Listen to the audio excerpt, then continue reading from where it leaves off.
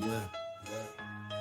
Maître, esclave, type, la même expérience. La différence venant de leur réaction face au même événement. Car maîtriser sa vie n'est pas la contrôler, c'est maîtriser en conscience la relation par rapport à elle.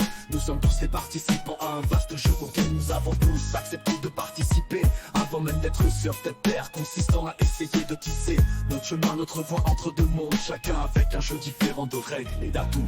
Le conscient est celui qui sait qu'il est auteur, réalisateur, acteur et spectateur dans une pièce de théâtre. Il sait jouer le rôle des volumes, vivre en confiance, sereinement et sagement le déroulé de sa vie, ainsi qu'éprouver les émotions liées tout en s'en détachant et se sent jamais tomber dans le piège de penser qu'il n'est rien d'autre que son rôle. Être un esclave de la vie, c'est accepter tout ce qui nous entoure comme la réalité ultime et d'agir comme si nous n'avions aucun contrôle dessus.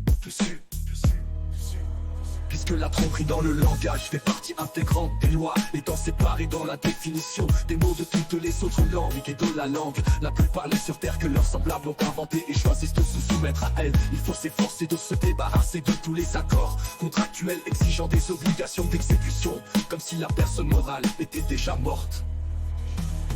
Le conscient est celui qui sait qu'il est auteur, réalisateur, acteur et spectateur dans une pièce de théâtre. Il sait jouer le rôle des volumes, vivre en confiance, sereinement et sagement le déroulé de sa vie, ainsi qu'éprouver les émotions liées tout en s'en détachant et se sent jamais tomber dans le piège de penser qu'il n'est rien d'autre que son rôle.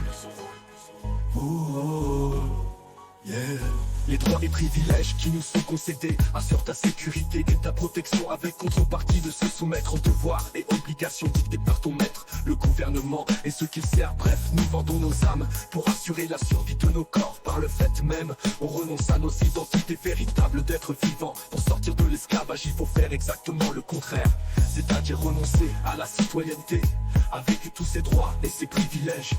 Voilà la recette de la liberté. Le conscient est celui qui sait qu'il est auteur, réalisateur, acteur et spectateur dans une pièce de théâtre. Il sait jouer le rôle des volumes, vivre en confiance, sereinement et sagement le déroulé de sa vie, ainsi qu'éprouver les émotions liées tout en s'en détachant et se sent jamais tomber dans le piège de penser qu'il n'est rien d'autre que son rôle. L'ignorance n'est pas considérée comme une défense valable pour ne pas être conscient de la réalité, quand elle peut être cachée à la vue de tous par la ruse des mots de la langue.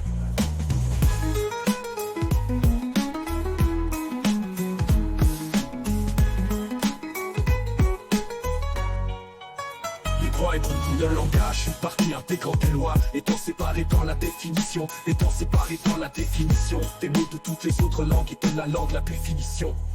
Puisque la tromperie dans le langage fait partie intégrante des lois, étant séparée dans la définition des mots de toutes les autres langues et de la langue la plus parlée sur terre que leurs semblables ont inventé et choisissent de se soumettre à elle. Il faut s'efforcer de se débarrasser de tous les accords contractuels exigeant des obligations d'exécution, comme si la personne morale était déjà morte.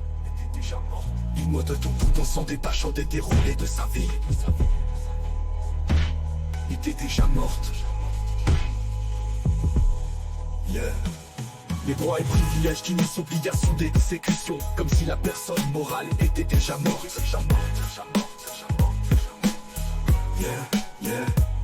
Les droits et privilèges qui nous sont obligations d'exécution, comme si la personne morale était déjà morte. Les droits et privilèges qui nous sont